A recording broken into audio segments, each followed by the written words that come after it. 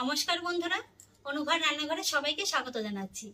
থোর তো আপনারা সকলেই রান্না করতে পারেন, তবে আজকে আমি যেভাবে রান্না করে দেখাবো এইভাবে একবার অন্তত রান্না করে খেয়ে দেখুন যে এক থালা ভাত কিন্তু মাছ মাংস ছাড়াই কখন শেষ হয়ে যাবে আপনি নিজেও টের পাবেন না। আসুন তাহলে দেখে নিন বন্ধুরা আমার আজকের এই রেসিপিটি। আশা করছি আপনাদের খুবই ভালো লাগবে।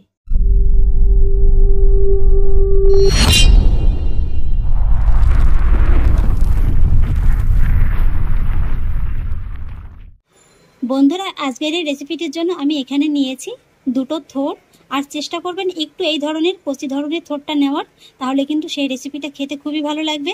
আর এবার খুবই সহজ পদ্ধতিতে আমি আপনাদের থোর কাটাটা দেখিয়ে দিচ্ছি। এবার আমি থোরটাকে বটির সাহায্যে কেটে নিচ্ছি। আপনারা আপনাদের সুবিধা অনুযায়ী কিন্তু ছুরি দিয়েও কেটে নিতে পারেন। এবার সবার প্রথমেই দেখুন এই যে উপরের যে শক্ত অংশগুলো আছে এটাকে এভাবে একটু কেটে বাদ দিয়ে দেবো।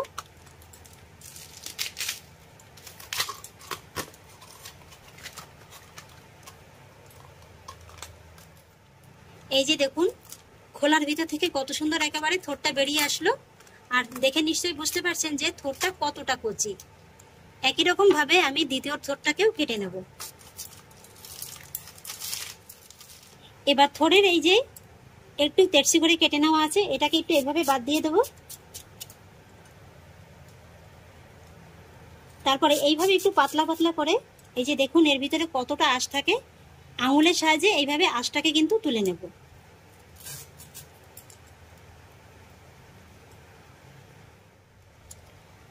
তারপরে এই আঁশটা দেখবেন এইভাবে টান দিলে খুব সহজেই কিন্তু আঙুল থেকে বেরিয়ে যাচ্ছে। আর তারপরে এই থোরটাকে এইভাবে একটু একসঙ্গে ধরে ঝিরিঝিরি করে কুচিয়ে নিলেই হয়ে যাবে। দেখে নিশ্চয়ই বুঝতে পারছেন যে থোরটা কতটা কচি। এই যে দেখুন, আর কেটে কিন্তু সঙ্গে সঙ্গে একটু জলের ভিতরে ভিজিয়ে রাখতে হবে, তা নাহলে কিন্তু আবার কালো হয়ে যাবে। এই যে বন্ধুরা আমি থোরটাকে খুব ভালো করে কেটে পরিষ্কার করে ধুয়ে নিয়েছি, আর ধুয়েও কিন্তু সাধারণ জলে একটু ভিজিয়ে রেখেছি। এবার থোরটাকে হালকা করে একটু ভাপিয়ে নেব, সেই জন্য একটি পাত্রের ভিতরে গরম জল বসিয়ে দিয়েছি, আর জলের ভিতরে দিয়ে দিলাম সামান্য একটু হলুদ গুঁড়ো আর লবণ। এবার কেটে ধুয়ে রাখা থোরটা এই জলের ভিতরে দিয়ে দেবো। এইভাবে যদি একটু হলুদ দিয়ে থোরটাকে সেদ্ধ করে নেওয়া হয় তাহলে কিন্তু থোরটা আর কালো হয়ে যাওয়ার কোনো চান্স থাকে না। আর এইভাবে মিডিয়াম ফ্লেমে আমি থোরটাকে 5 মিনিটের মতো একটু ভাপিয়ে নেব। এদিকে থোরটা ভাপানো হতে হতে সেই ফাঁকে আমি আরেকটি কাজ সেরে নেব। আর এখানে দেখুন আমি ছোট একটি বাটিতে নিয়েছি এই 1 মুঠোর মতো গোবিন্দভোগ চাল। চালটাকে এইবার একটু জল দিয়ে 2-3 বার খুব ভালো করে জল পাল্টে পাল্টে ধুয়ে নেব। আমি চালটাকে খুব ভালো করে ধুয়ে নিয়েছি, আর এই চালটাকে কিন্তু জলে ভিজিয়ে রাখার কোনো প্রয়োজন নেই। এইভাবে জলটাকে ঝরিয়ে 5 মিনিটের মতো রেখে দিলেই হয়ে যাবে। 5 মিনিট হয়ে গেছে, থোরটা 50% মতো সেদ্ধ হয়ে গেছে। আর এবার আমি গ্যাসের ফ্লেমটাকে অফ করে দেব, আর এই থোরটাকে গরম জল থেকে একটা ছান্তা হাতার সাহায্যে তুলে নেব। থোরটাকে নামিয়ে আমি খুব ভালো করে ঠান্ডা করে নিয়েছি, আর হাতের সাহায্যে এবার এই থোরটাকে একটু এইভাবে চটকে নেব, মোটামুটি একটু হালকা করে ভেঙে নেব থোরটাকে। এই যে বন্ধুরা আমি থোরটাকে একটু হালকা করে ভেঙে নিয়েছি, আর এবার আমি এই থোরটাকে একটা সাইডে সরিয়ে রাখবো। আর তারপরে দেখুন আমি গ্যাসের পরে বসিয়ে দিয়েছি একটি কড়াই। কড়াইতেই দিয়ে দেবো 2 টেবিল চামচ সরিষার তেল। থোরের এই রেসিপিটা কিন্তু বন্ধুরা সরিষার তেলেই খেতে বেশি ভালো লাগে, তবে আপনারা কিন্তু আপনাদের চয়েস অনুযায়ী যে কোনো তেলটা ব্যবহার করতে পারেন। তারপরে তেলটা যখন খুব ভালোভাবে গরম হয়ে যাবে তখনই আমি এর ভিতরে অ্যাড করব মিডিয়াম সাইজের একটি আলু। আর একটু খেয়াল করে দেখুন আলুটাকে কিন্তু আমি এইভাবে খুবই ছোট ছোট ডুমো ডুমো করে কেটে নিয়েছি। আর এবার আমি আলুর ভিতরে দিয়ে দেবো সামান্য একটু লবণ, এতে করে আলুটা খুব তাড়াতাড়ি নরম হয়ে যাবে। আর দিয়ে দেবো সামান্য একটু হলুদ গুঁড়ো। এবার আলুটাকে মিডিয়াম লো ফ্লেমে একটু সময় নিয়ে কিন্তু লাল লাল করে ভেজে নিতে হবে। খেয়াল রাখবেন থোরটা যেহেতু আগেই 50% মতো সেদ্ধ করে নেওয়া আছে, তাই আলুটা কিন্তু এখানে খুব ভালো করে ভেজে নিতে হবে। আলুটাকেও আমি খুব সুন্দর করে ভেজে নিয়েছি, আর এই যে দেখুন আলুটা কিন্তু বন্ধুরা 50%-এর মতো সেদ্ধ হয়ে গেছে। আর এবার আমি ভেজে নেওয়া আলুটাকে একটু তুলে নেব। তারপরে এই একই তেলের ভিতরে দিয়ে দেবো 1/2 চা চামচ গোটা জিরে, একটি শুকনো লঙ্কা আর 2টো তেজপাতা।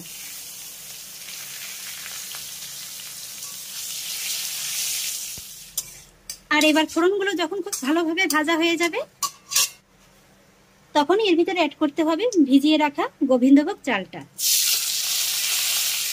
চালটাকে আমি তেলের সঙ্গে জাস্ট এই 1 মিনিটের মতো একটু ভেজে নেব।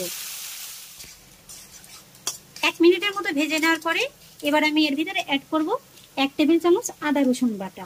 তবে এটা যদি আপনারা সম্পূর্ণ নিরামিষভাবে করতে চান সেক্ষেত্রে শুধু রসুনটাকে স্কিপ করে যাবেন, তাহলেই হবে।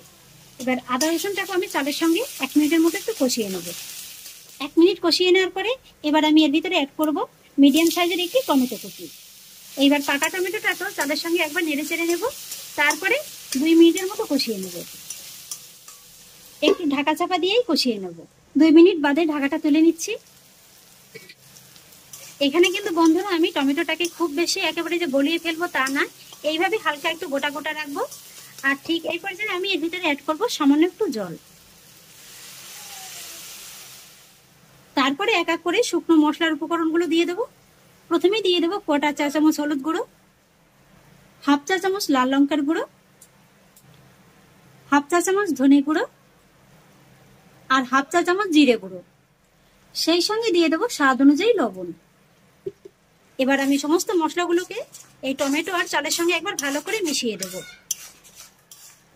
ভালো করে মিশিয়ে দেওয়ার পরে এবার আমি এর ভিতরে দিয়ে দেবো ভেজে রাখা আলুগুলো। এবার আলুগুলোর সঙ্গে মশলাটাকে আমি 2 মিনিটের মতো কষিয়ে নেব। মশলা কষানোর সময় যতটুকু জল দেওয়া হয়েছিল 2 মিনিট বাদে যখনই দেখবেন যে জলটা খুব ভালোভাবে টেনে গিয়েছে তখনই এর ভিতরে অ্যাড করতে হবে সেদ্ধ করে নেওয়া থোড়টা। এবার থোড়টাকেও কিন্তু এই আলুর সঙ্গে খুব ভালো করে একবার নেড়েচেড়ে মিশিয়ে নেব। আর তারপর আমি এর ভিতরে অ্যাড করব এই যে ছোট গ্লাসের 1/2 গ্লাসের মতো নরমাল জল। জলটাকে একবার ভালো করে মিশিয়ে দেব। বন্ধুরা এই রান্নাটা কিন্তু খুব বেশি ঝোলঝোল হবে না, একটু গামাখো হবে, সেই অনুযায়ী এখানে কিন্তু আপনারা জলটা দিয়ে দেবেন। জলটা দিয়ে ভালো করে মিশিয়ে দেওয়ার পরে ঢাকা চাপা দিয়ে মিডিয়াম লো ফ্লেমে রান্না করে নিতে হবে 5 মিনিটের মতো। এবার আমি ঢাকাটা তুলে নিচ্ছি। জলটা দেখুন আগের থেকে কিন্তু অনেকটা শুকিয়ে গেছে। একবার এইভাবে একটু ঘেটে ঘেটে নেড়ে চেড়ে দেবো। আর তারপর এর ভিতরে অ্যাড করব 2 চেরা কাঁচা লঙ্কা, 1/2 চা চামচ চিনি। যেহেতু থোড়ের রেসিপি তা নিরামিষ হোক কিংবা আমিষ একটু চিনির ছোঁয়া দিলে কিন্তু খেতে ভালো লাগে। আর দিয়ে দেবো 1/2 চা চামচ গরম মশলা গুঁড়ো। আর সেই সঙ্গে সবশেষে দিয়ে দেবো 1 চা চামচ ঘি। এইভাবে একটু থোড়টা রান্না করে দেখবেন, এর ভিতরে কিন্তু আলাদা একটা রাজকীয় স্বাদ খুঁজে পাবেন। এবার সবকিছু একবার ভালো করে থোড়ের সঙ্গে মিশিয়ে দেবো। এইভাবে একদিন হলেও থোড়টা রান্না করে খেয়ে দেখুন।